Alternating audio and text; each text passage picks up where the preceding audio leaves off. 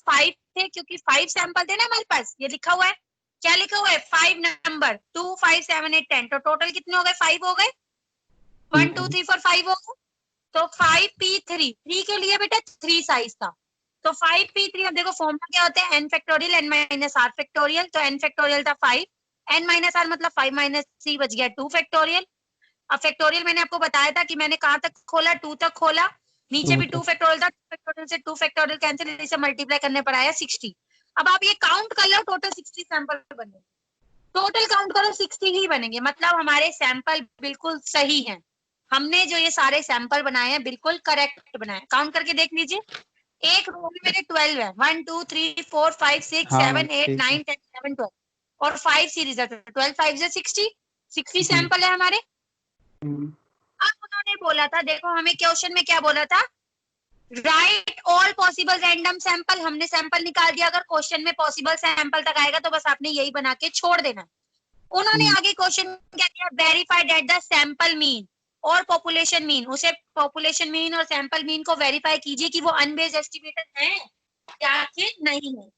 इसके लिए निकालने के लिए बेटा हमारे पास फॉर्मूला होता है, सैंपल मीन का निकालने के लिए क्या फॉर्मूला होता है, sum of all mean upon में total sample, sum of all mean upon में टोटल सैंपल। तो देखो मैंने सारा सॉल्व नहीं किया, मैंने क्या किया, एक एक का मीन निकाला। देखो कैसे निकालेंगे मीन, आपको तो मीन पता ही होगा, तीनों को प्लस करके अपॉन में 3 नंबर है तो 3 से डिवाइड, तो 2 + 5 7 7 7 14 14 को 3 से डिवाइड किया तो 4.3, फिर ऐसे 2.2 और 5 7 7 और 8 कितने हो गए 15, 15 को 3 से डिवाइड किया बचा 5। ऐसे ही मैंने सबके निकाल लिए मीन, तीनों को ऐड किया अपॉन 3 कर दिया, सबके मैंने निकाले मीन। क्लियर, मैंने एक रो के निकाले, सबके निकालना है, सबके क्या निकाले मैंने मीन, फिर उन सबके मीन को मैंने क्या किया ऐड। हमारा पेपर में कैलकुलेटर इजल अलाउ होता है, इसलिए हमें कैलकुलेशन की तो दिक्कत करनी ही नहीं चाहिए, ठीक है। बस हमने क्या करना है, मीन निकालना है सबका, मीन निकालने के बाद सबको ऐड करना है, फॉर्मूले में पुट करना है। फॉर्मूला क्या था हमारा, sum of all mean upon में total sample. Sum of all mean upon में टोटल सैंपल कितने थे, 60 थे टोटल सैंपल, अपॉन 60 किया तो हमारा आंसर आया 6.36, 6.36। अब 6.36 हमारा किसके इक्वल आ रहा है, 6.4 के इक्वल आ रहा है हमारा, अप्रोक्स हो गया 6.4 के अप्रोक्स हो गया। अगर राउंड ऑफ 10 करेंगे तो 6 बड़ा है 5 से, तो 6.4 हो गया, 6.4 हमने अप्रोक्स।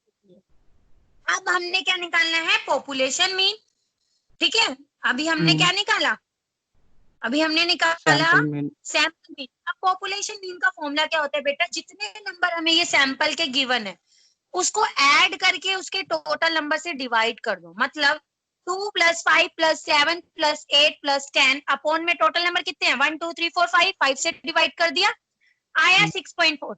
अब देखो sample mean equal to population mean है, तो ये क्या हो गया, बेस्ड हो गया अनबेस्ड हो गया, अनबेस्ड। अनबेस्ड हो गया। तो हमने क्या लिखा, when sample mean equal to population mean then sample is an unbiased estimator to the population mean.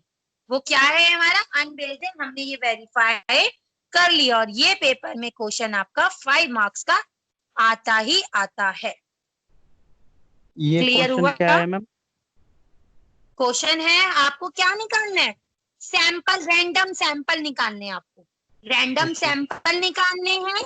और आपको बोला गया है कि एस्टिमेटर बताइए हमें कि पॉपुलेशन मीन और सैंपल मीन हमारा क्या था, एक अनबेस्ड एस्टिमेटर था, ठीक है। ठीक है।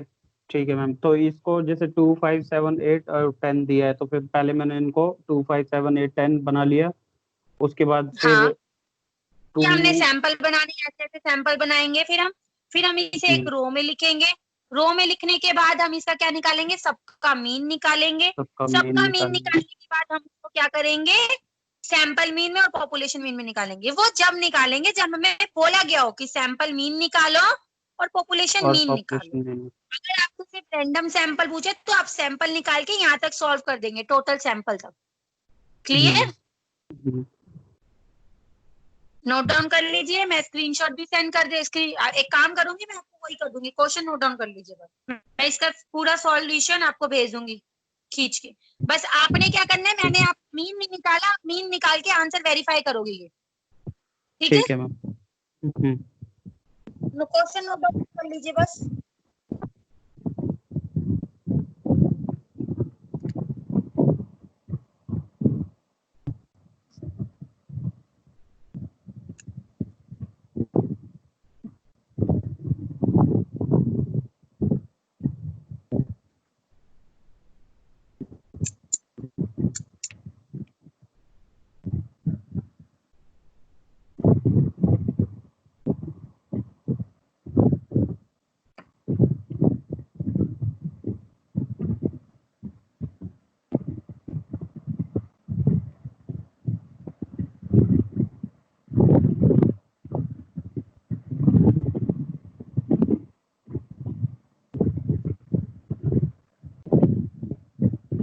Ma'am right all possible random sample of size 3, और ये क्या है? Without replace. रिप्लेसमेंट। तो मैम फिर विद रिप्लेसमेंट का भी कुछ ऐसा है क्या? हाँ, विद रिप्लेसमेंट का भी ऐसे ही है, उसका क्वेश्चन आते नहीं है, विदाउट के ही आते हैं। ठीक है। आपको ये देखो, अगर आपको पेपर में कुछ गिवन नहीं होगा तो वो विदाउट ही होगा। मतलब आपको पेपर में गिवन ना होगा तो विदाउट होगा, अदरवाइज विद होगा, मतलब सेम है। आपको ये मेंशन किया जाएगा नहीं तो नहीं किया जाएगा, सेम ही है, क्वेश्चन सेम है। बस आपको ये कंफ्यूज करने के लिए लिख देंगे विदाउट रिप्लेसमेंट या विद रिप्लेसमेंट। ठीक है मैम, उसके बाद क्या लिखा है ये? Briefly Verify that the sample mean is an unbased estimator of the population mean.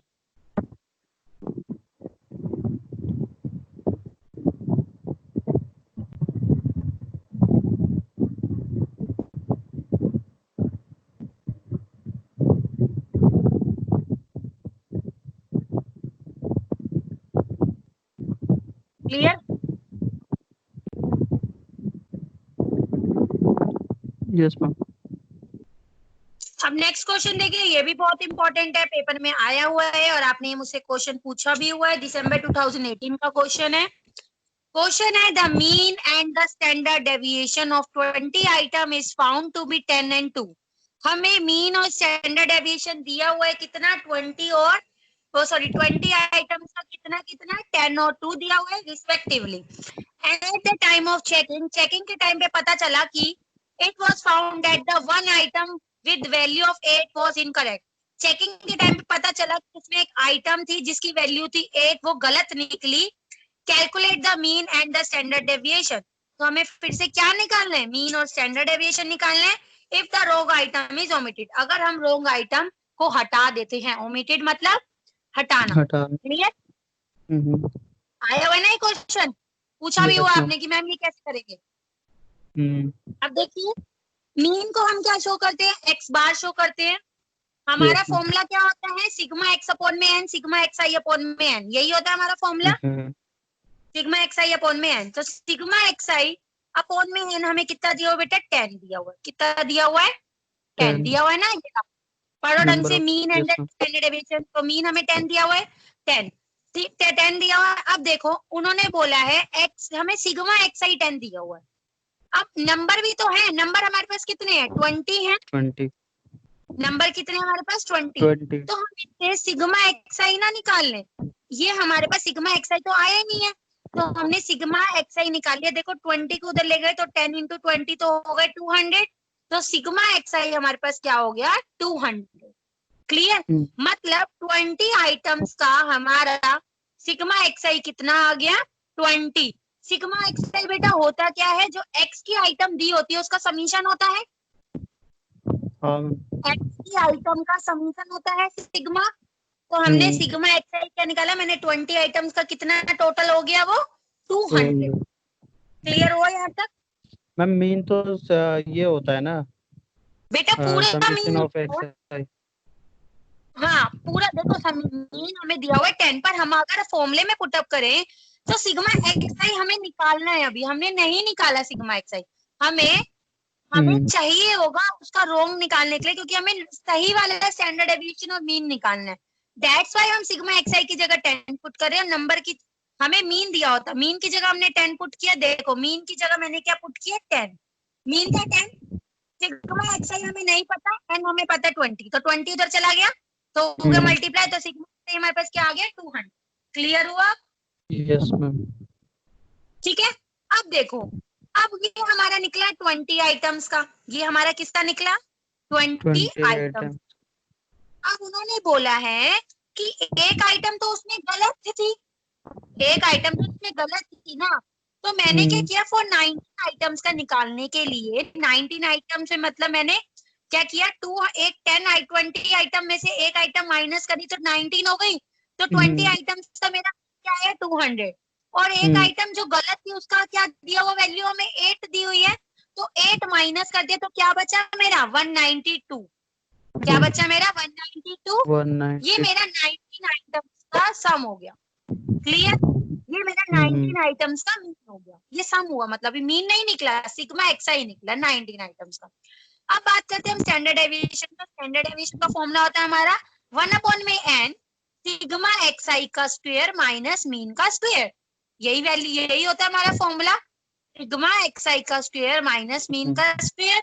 अब देखो स्टैंडर्ड डेविएशन हमें कितना दिया हुआ है 2 दिया हुआ है, तो स्टैंडर्ड डेविएशन की जगह 2 पुट किया मैंने, रूट लगाया 1 की जगह 1, n की जगह 20, ये मैंने सिग्मा एक्सआई स्क्वायर जो लिया, ये अभी तक मेरे पास किसका निकल रहा था, रॉन्ग आइटम्स का निकल रहा था, इनकरेक्ट आइटम्स का निकाला हुआ था इन्होंने जो निकाला हुआ था, तो हम इनकरेक्ट आइटम्स ही लिखेंगे, तो मैंने क्या लिखा incorrect items XI square minus mean कितना निकला हमारे पास 10, मीन हमारे पास 10 था ना, तो 10 का स्क्वायर, ठीक है, तो 1/20 इनकरेक्ट आंसर 10 का स्क्वायर हो गया 100। अब देखो रूट हटाने के लिए हम हमेशा क्या करते हैं स्क्वेयरिंग करते हैं, ये हमेशा ध्यान रखना, किसी का भी अगर हमें रूट हटाना हो तो हम स्क्वेयरिंग कर देते हैं, तो मैंने यहाँ पे क्या किया देखिए, स्क्वेयरिंग ऑन बोथ साइड, जब मैंने स्क्वेयरिंग करी तो 2 का 4 हो गया, उसका रूट हट गया, तो 1/20 incorrect sigma XI square minus 100 हुआ था जो बता, बट रूट हट गया, और 2 का स्क्वायर क्या हो गया 4, क्योंकि बोथ साइड की है मैंने। क्लियर हो यहाँ तक? Yes ma'am. मैंने 20 को, और मैंने क्या किया यहाँ पे 100 माइनस का था, तो इधर आके क्या हो गया प्लस का हो गया, तो 104 हो गया ये, तो यहाँ क्या बचा मेरा 1/20 incorrect XI square summation XI square. अब 20 को मैंने 104 से मल्टीप्लाई कर दिया, तो मेरा क्या आ गया 2080 इनकरेक्ट एक्सआई का स्क्वायर। अब मेरा ये एक्सआई स्क्वायर इनकरेक्ट आया, ठीक है। अब देखो मैंने एक्सआई स्क्वायर तो आ गया मेरा इनकरेक्ट एक्सआई स्क्वायर आ गया, अब मुझे करेक्ट निकालना, कैसे निकालेंगे, करेक्ट एक्सआई स्क्वायर निकालने के लिए, correct XI square for 19 items निकालने के लिए मैंने क्या किया incorrect XI square minus wrong value, wrong item value का स्क्वायर, मतलब इनकरेक्ट वैल्यू जो मेरी आई थी उसको लिखेंगे XI square minus wrong value मेरी क्या थी 8 थी, रॉन्ग आइटम की वैल्यू क्या थी 8 थी, 8 का स्क्वायर करेंगे 64, तो इसका एक्सआई का स्क्वायर कितना है 216, ठीक है 216। अब मैं दोबारा बोल रही हूँ रूट हटाने के लिए हम क्या करेंगे बेटा, मैंने क्या किया मैंने ये स्क्वायर चला गया रूट पे, तो 216 का जो रूट होता है वो होता है हमारा 192। आपको लर्ना है तो पेपर में कैलकुलेटर अलाउ है, आप उससे निकाल सकते हो 216 का रूट 192। यहाँ तक क्लियर? Yes ma'am. अब देखिए, अब हमने क्या करा, अब हमारा सब करेक्ट आ गया, मतलब इनकरेक्ट से करेक्ट पे हम पहुंच गए। अब हमारे पास करेक्ट मीन का फॉर्मूला क्या था सिग्मा एक्सआई अपॉन में एन, तो सिग्मा एक्सआई हमने कितना निकाला था बेटा 19 मीन का 192 निकाला था, तो ये रहा 192 अपॉन में एन, एन अब हम 19 तो लेंगे क्योंकि 20 में से तो एक गलत था ना हमारे पास, 20 में से तो एक गलत था, तो हमने 19 निकाला, देखो ये लिख देंगे 192 अपॉन में 19, क्योंकि ये मेरा क्या आ रहा है ये मेरा करेक्ट आ रहा है, ये मेरा क्या था ये मेरा करेक्ट था, ठीक है यहाँ तक मेरा करेक्ट था, 19 तक तो करेक्ट ही था, तो मैंने करेक्ट का मीन क्या निकाला सिग्मा एक्सआई अपॉन में एन, तो ये हो गया मेरा 192 अपॉन में 19, तो आ गया 10.1, करेक्ट मीन मेरा कितना आ गया 10.1। अब मैंने क्या निकालना है करेक्ट स्टैंडर्ड डेविएशन निकालना है, फिर से मैंने फॉर्मूला लगाया 1 अपॉन में एन सिग्मा एक्सआई का स्क्वायर माइनस मीन का स्क्वायर। अब देखिए एन अब हमारा 19 होगा क्योंकि 19 आइटम ठीक थी, और ये 216 कहाँ से लाया जो हमने सिग्मा एक्सआई करेक्ट निकाला ना वो निकाल लिया, तो क्या निकला मेरा 216, क्योंकि स्क्वायर मांग रहा है ना, इसलिए हमने रूट वाली वैल्यू नहीं लिखी, क्योंकि एक्सआई स्क्वायर पूछ रहा है। तो 216 माइनस मीन, मीन अभी हमने निकाला 10.1, ये निकाला ना अभी ऊपर, तो 10.1 का स्क्वायर, इसे सॉल्व किया, देखो इसे मल्टीप्लाई डिवाइड करने में 1.6 क्या है मेरा 1.6, क्या लिखा है मैंने ये 1.6 इंटू 102, इसे सॉल्व किया तो मेरा आया मेरा 4.1, 4.1 को सॉल्व किया तो आया मेरा 2.024, ये मेरा करेक्ट स्टैंडर्ड डेविएशन आया, यही हमसे वो पूछ रहा था। क्लियर है? हाँ मैम, ये क्या है करेक्ट मेरा वाला बताना मैम, जब ये हम इनकरेक्ट से incorrect sigma summation of x i square ले यार 2080 आ गया हमारा हाँ इनकरेक्ट। माइनस इसके बाद आइटम वैल्यू का स्क्वायर, रॉन्ग आइटम वैल्यू का स्क्वायर, क्या मैम? करेक्ट ये तो वाला बताना, correct summation x i for 19 items is equal to में incorrect x i square minus wrong item value का स्क्वायर। ओके, यानी कि ठीक है, आर। अब देखो इनकरेक्ट की वैल्यू क्या थी हमारे पास 2080, और रॉन्ग आइटम क्या थी हमारे पास 8 थी ना, रॉन्ग आइटम वैल्यू 8 थी ना, तो 8 का यस मैम। स्क्वायर 64, इसे किया 216, तो ये हमारा करेक्ट एक्स आई स्क्वायर आ गया 216, 216 का रूट 192। अब क्लियर हुआ? हाँ मैम। ये मेरा यहाँ पर है वाइन माइनस, अब इसे आप सॉल्व करोगे तो इस करेक्ट डेविएशन का भी सेम है, स्टैंडर्ड डेविएशन का निकाला तो इसका आया मेरा 2.024, ये मेरा स्टैंडर्ड डेविएशन आया, करेक्ट स्टैंडर्ड डेविएशन। अब आप देख सकते थे इनकरेक्ट हमारे पास क्या आ रहा था 10, और करेक्ट क्या आ रहा है हमारे पास 10.1, इनकरेक्ट क्या आ रहा था 2, और करेक्ट क्या आ रहा है हमारे पास 2.024। क्लियर हुआ क्वेश्चन? हाँ मैम। इंपॉर्टेंट पेपर में आया हुआ है, 2018 में रिपीट है, 2016 में भी रिपीट है, इसलिए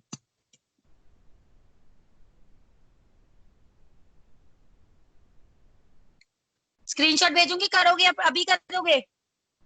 मैम भेज दो। क्वेश्चन नोट डाउन कर लीजिए बस आप। हाँ मैम।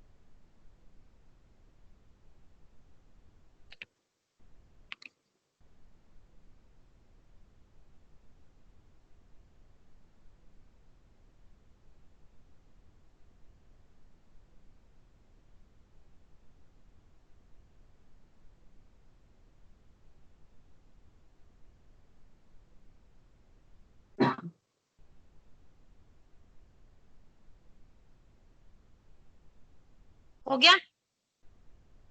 मैम नहीं, इतनी फास्ट स्पीड नहीं मिली।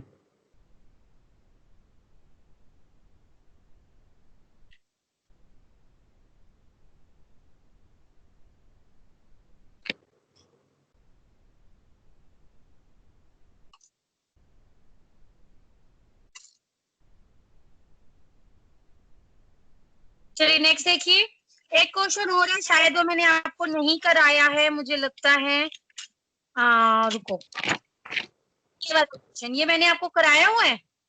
सैंपल साइज 3, आपको सैंपल साइज दिया हुआ है 3, to be selected from the population of 10 household, list all the possible sample, linear systematic sampling और सर्कुलर सिस्टमैटिक सैम्पलिंग से आपको सॉल्व करना है। नहीं मैम। कराया हुआ है? नहीं मैम। नहीं करा? देखो ये भी इंपॉर्टेंट है, ये क्वेश्चन में रिपीट हुआ है, कौन से पेपर का? ये जून 2018 का पेपर का है बेटा ये। ठीक है, देखो कैसा करेंगे इसमें, हमारे पास इसमें एन, एक हमें चाहिए होते हैं स्मॉल एन और एक चाहिए होता है हमें बिग एन। ठीक है, तो देखो हमारे पास कितने सैंपल, उन्होंने कितना पॉपुलेशन मीन बोला है 10 बोला है, बोले ना from the population of 10 house hold, मतलब पॉपुलेशन नंबर की बात करें तो उसे हम एन, बिग एन से डिनोट करेंगे, कैपिटल एन से डिनोट करेंगे, वो हो गया 10। कितने साइज दिया हुआ है? 3 साइज दिया, तो n is equal to 3 size. Clear? अब इसके अंदर हम के खुद से लेते हैं, के मतलब क्या होता है? n अपॉन में n, मतलब कैपिटल एन अपॉन में स्मॉल एन। कैपिटल एन क्या था? 3 10 और स्मॉल एन था 3, इसको डिवाइड करेंगे तो 3 के अप्रोक्स आएगा। अब ये 3 जो है वो हमारा कॉलम में डिवाइड करेंगे। क्या करेंगे हम उसे? कॉलम में डिवाइड। तो फर्स्ट देखिए क्या है? Linear systematic sampling. Linear systematic sampling में करेंगे। बेटा पॉपुलेशन हमें कहाँ तक दी हुई थी? 10 तक दी हुई थी, मतलब 1 से 10 तक हो गई हमारी। 1 2 3 4 5 6 7 8 9 10। तो तीन का कॉलम बनाना है, मतलब 3 का कॉलम बनाना है, मतलब मेरे को 3 के कॉलम में इस नंबर को डिनोट करना है। तो देखो 1 2 3 4 5 6 7 8 9 10। तो आप देखोगे 3 ही कॉलम बन रहे हैं, 1 2 3, रोज जितनी मर्जी बने, हमें फर्क नहीं पड़ता, हमें कॉलम कितने बन रहे हैं? 3 बन रहे हैं ना, तो कॉलम तो 3 ही बन रहे हैं। तो हमने इसे लीनियर सिस्टमैटिक में सॉल्व कर लिया। क्लियर? आगे देखिए, हमें इसके क्या करना होता है? नंबर सिलेक्ट करना होता है, जिसे हम बोलते हैं रैंडम स्टार्टर, रैंडम स्टार्ट या रैंडम स्टार्टर, कुछ भी बोल सकते हो। ठीक है, तो उसे हमने डिनोट किया आर से। देखो सैंपल साइज कितना था? 3 था, तो मैंने 1 से लेकर 3 तक नंबर सेलेक्ट करने हैं। उसके मैंने क्या बोला उन्होंने? Possible sample. देखो जो मैंने अभी लास्ट क्वेश्चन में कराया है, इसमें भी पॉसिबल सैंपल मांग रहे हैं, इसमें भी सैंपल की बात हो रही है, इसमें भी सैम्पलिंग की बात हो रही है। पर यहाँ पर आप कंफ्यूज हो गए, यहाँ पे हमें नंबर ऑलरेडी दे रखे हैं और पॉसिबल आउटकम्स पूछे हैं। मतलब हमसे बोला गया है कि सैंपल बताइए, पॉसिबल रैंडम सैंपल आप खुद बताइए। और यहाँ पर हमें ऐसा कुछ नहीं दिया, सिर्फ हमें 3 दिया हुआ है और यहाँ पे 10 दिया हुआ है, तो हमें कैसे पता चलेगा? तो इसलिए इसका सॉल्व करने का ये तरीका है। ठीक है, कंफ्यूज मत होना।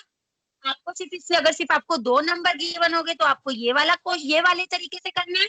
अगर आपको बहुत सारे नंबर गिवन होंगे तो आपको वो तरीके से करना है। क्लियर? तो देखो आपके पास n 10 है, ये मैंने सारा सॉल्व किया। तो मैंने अब क्या किया? सिलेक्टिंग अ नंबर, मैंने एक नंबर सिलेक्ट किया r बिटवीन द 1 2 3। अब उसके मैंने पॉसिबल सैंपल बताने हैं।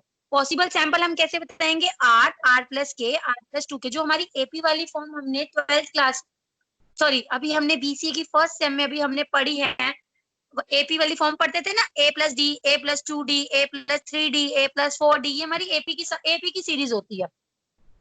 ठीक है, तो मैंने इसमें भी पॉसिबल सैंपल हम इसमें कैसे निकालेंगे? r प्लस के, r प्लस 2 के, r प्लस 3 के, r प्लस 4 के, जैसे जैसे निकालते रहेंगे। ठीक है, तो हम इसमें सिर्फ 3 ही निकाल रहे हैं, क्योंकि मैं 1 2 3 नंबर सिलेक्ट करूंगी। पहले मैंने सिलेक्ट किया 1, ठीक है 1 सिलेक्ट किया, तो देखो 1, r की जगह 1 लिखा, r प्लस के मतलब r1, r हो गया हमारा 1 और k मेरा क्या था? 3 था। k मेरा क्या निकला? 3, तो r प्लस 3 हो गया 4 क्या? फिर r प्लस 2 के मतलब 2 इंटू 3 6, 6 प्लस 1 7। समझ आ गया? मेरे पॉसिबल सैंपल कितने आ गए? 3। r is equal to 1, sample कितने आ गए? 1 4 7। क्लियर? 1 4 7 आ गए। हमें 3 ही निकालने हैं, क्योंकि साइज कितना दिया हुआ है? 3। अगर साइज वो 4 तो हम एक और निकालते। क्लियर? ठीक है। अगर हमारे यहाँ पे 4 आता, k की वैल्यू 4 आती, तो हम 4 ही कॉलम बनाते और 4 ही सैंपल निकालते। ठीक है, देखिए फिर मैंने 2 पुट किया, r is equal to 2 put किया, तो 2 r की जगह 2 पुट किया, r प्लस के मतलब k कितना है? 3, तो 3 प्लस 2 5, फिर 2 इंटू 3 6, 6 प्लस 2 8। समझ आया ये? 2 5 8, तो मेरा सेकंड निकला sample 2 5 8। Same as it is third में भी किया, सिर्फ 3 सैंपल निकालने थे, 3 निकाल चुकी, क्योंकि मैंने 1 2 3 नंबर तक सेलेक्ट करने थे, तो मैंने 3 सैंपल निकाल दिए। तो ये होता है मेरा लीनियर सिस्टमैटिक सैम्पलिंग। लीनियर मतलब बिल्कुल लीनियर तरीके से, बिल्कुल सीधे तरीके से हमने इसे सैंपल निकालने हैं। क्लियर? Yes ma'am. अब बात सर्कुलर सैम्पलिंग। सर्कुलर सैम्पलिंग बेटा देखो क्या होती है।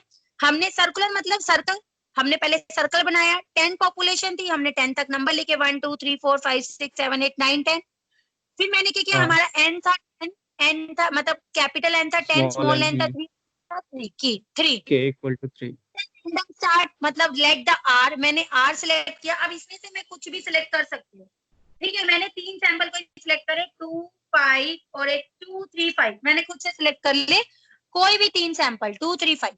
ठीक है, अब देखो मैंने यहाँ, अगर आपकी मर्जी है आप इस वाले फॉर्मूले से भी दोबारा निकाल सकते हो, इसी सैम्पलिंग को, नहीं तो सर्कल में बहुत इजी हो रहता है, आपको फॉर्मूला ना लगाना पड़े। तो देखो 2, फिर 2 के बाद 3 जंप करो, 3 4 5, 3 है ना, तो 3 पे जंप करो, फिर 6 7, ठीक है।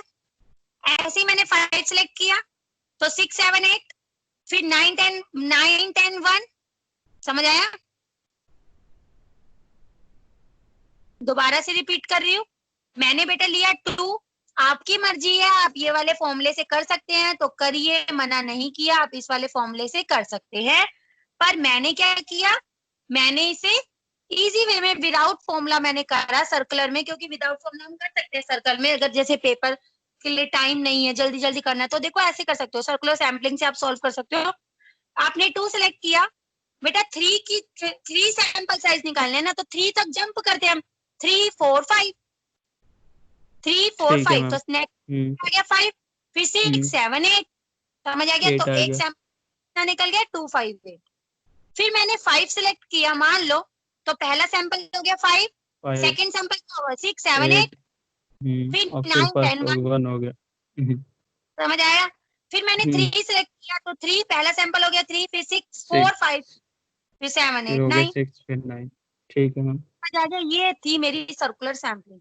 इतना सा क्वेश्चन बेटा आपका 5 मार्क्स का पेपर में आया हुआ है, एक एक पार्ट आपका 2.5 मार्क्स का है, मतलब ईच पार्ट आपका 2.5 से बिलोंग करता है। क्लियर? अब आई होप आपके सारे डाउट्स क्लियर हो गए होंगे, जो पेपर में क्वेश्चन पूछते हैं सारे डाउट क्लियर हो गए होंगे। और मैं एक बात बता दूं, आप पेपर पढ़ेंगे तो देखिए chi square test, hypothesis test, F test, Z test, इसमें कंफ्यूज मत होइएगा। अनोवा टेस्ट में आपको नीचे लिखा होता है अनोवा टेस्ट, और आपको जब काई स्क्वायर टेस्ट गिवन होगा तो आपको काई स्क्वायर टेस्ट में बेटा आपको एक्स स्क्वायर ऐसे गिवन होगा नीचे, तो आप समझ जाइए कि वो काई स्क्वायर टेस्ट है। और एफ टेस्ट और जेड टेस्ट आपको पता ही है। और ऑब्टेन द कॉन्फिडेंस इंटरवल लिखा हो तो आपको इंटरवल शो करने हैं, कॉन्फिडेंस इंटरवल कराया था ना मैंने, कहाँ गया, ये रहा, ये कॉन्फिडेंस इंटरवल कराया ना मैंने, आपको ऑब्टेन द कॉन्फिडेंस इंटरवल लिखा हो तो आपको इंटरवल शो करने हैं, आपको स्टैंडर्ड एविएशन और मीन गिवन होगा, एन भी गिवन होगा, तो आपको निकालने हैं वो, ठीक है। कॉन्फिडेंस इंटरवल की अगर थ्योरी आती है तो थ्योरी भी लिखवाई हुई है मैंने, और ये आपको लर्न करने हैं। और मैं बता देती हूँ, चार्ट आपको आ जाता है, रेंज चार्ट, चार्ट हमेशा पूछते हैं, वो चार्ट कभी कभार बनाने को नहीं देते।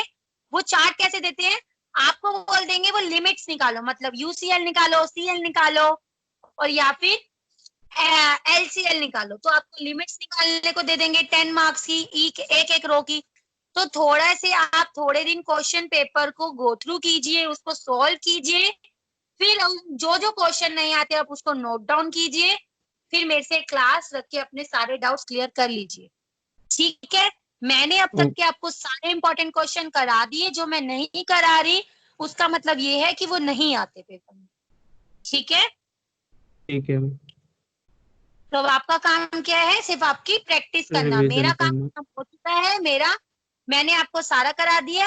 एक एक बेटा, एक एक मैं बच्चों की तरह समझा रही हूँ, सॉरी टू से, क्या कहते हैं, एक एक टॉपिक का, जैसे मान लो अगर आपको मैं टेस्ट स्टार्ट कर रही हूँ, मैं आपका जैसे टेस्ट स्टार्ट कर रही हूँ, टेस्ट टॉपिक था ना हमारा एक, अगर मैं टेस्ट स्टार्ट तो उसके अंदर हमारे एफकेएल टेस्ट आते हैं, जेड टेस्ट आता है, अनोवा टेस्ट आता है, chi square test, chi square test आता है, तो उसके जो फॉर्मूलेज हैं उसको बार बार लिखो, रिवाइज करो। देखो आपके दोनों पेपर जो है ना वो आपके न्यूमेरिकली हैं, तो आई एम 100% श्योर बच्चों बहुत ज्यादा फॉर्मूले में कंफ्यूज हो जाते हैं, तो आपके पास अभी टाइम है, आप रोज डेली फॉर्मूले रिवाइज करिए, पढ़िए, करिए, क्योंकि देखो मेरे को तो काफी एक्सपीरियंस हो गया बच्चों को पढ़ाते थे, मुझे पता है कि वो फॉर्मूले में ही कंफ्यूज होंगे, तो इसलिए अभी आपके पास टाइम है, फॉर्मूले को रिवाइज कीजिए, फॉर्मूले जब आते होंगे तो आप वैल्यू चुटकियों में निकाल लेंगे और सॉल्व कर लेंगे, क्लियर है? Yes ma'am. ठीक है, तो आप थोड़े दिन आप रिवीजन कीजिए, मैंने अपना कोर्स पूरा कंप्लीट करा चुका है, आप रिवीजन कीजिए, जैसे ही आपको क्वेश्चन नहीं आ रहे, आप जब तक आपके 4-5 क्वेश्चन ना हो जाए तो मुझे आप बता दीजिए, मैम मुझे काफी कंफ्यूजन है इस टॉपिक में आप मुझे क्वेश्चन सेंड कर दीजिए, जब भी मेरा पॉसिबल होगा मैं आपकी क्लास कंडक्ट करके आपको सारे डाउट्स क्लियर करा दूंगी, क्लियर? Okay ma'am. वैसे तो डाउट्स होने नहीं चाहिए क्योंकि मैंने आपको सारा ही करा दिया, ऑलमोस्ट सारा करा दिया। Yes ma'am. बस आप पेपर सॉल्व कीजिए, ठीक है?